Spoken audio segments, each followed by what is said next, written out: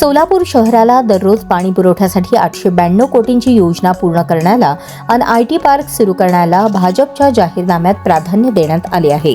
सोलापूर महानगरपालिका निवडणुकीसाठी भारतीय जनता पार्टीच्या जाहीरनाम्याचे प्रकाशन भाजपचे प्रदेशाध्यक्ष रवींद्र चव्हाण यांच्या हस्ते सोमवारी जामगोंडी मंगल कार्यालयात झाले. याप्रसंगी व्यासपीठावर पालकमंत्री जयकुमार गोरे, आमदार विजयकुमार देशमुख, आमदार सचिन कल्याण शेट्टी, आमदार देवेंद्र कोठे, माजी आमदार दिलीप माने, भाजपच्या शहराध्यक्षा रोहिणी तडवळकर, भाजप पूर्व जिल्हाध्यक्ष शशिकांत चव्हाण, पश्चिम जिल्हाध्यक्ष चेतन सिंह केदार, माजी शहराध्यक्ष रामचंद्र जन्नू, माजी जिल्हाध्यक्ष शहाजी पवार, सरचिटणीस प्राध्यापक नारायण बनसोडे, शिवराज सरतापे, सुधा अळीमोरे, भारतीय जनता युवा मोर्चाचे शहराध्यक्ष विजय कुलथे उपस्थित होते.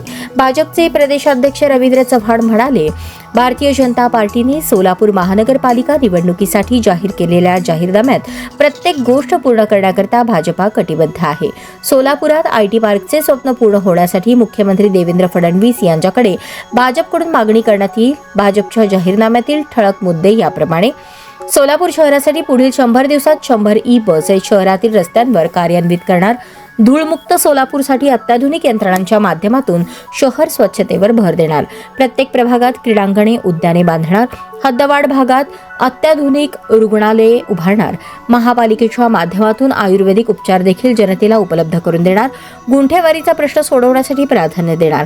शहरातील विविध भागात सुलभ सार्वजनिक स्वच्छतालये उभारणार. महिलांसाठी पिंक टॉयलेट सुविधा उपलब्ध करून देणार. हद्दवाढ भागात मराठी इंग्रजी माध्यमाच्या शाळा सुरू केल्या जातील. प्रत्येक प्रभागात प्रभाग कार्यालय, एक खिडकी सेवा देणार. कर प्रणालीत सुसूत्रता आणून नागरिकांवरील कराचा बोजा कमी करणार. बांधकाम परवाना प्रक्रियेत सुलभता आणणार.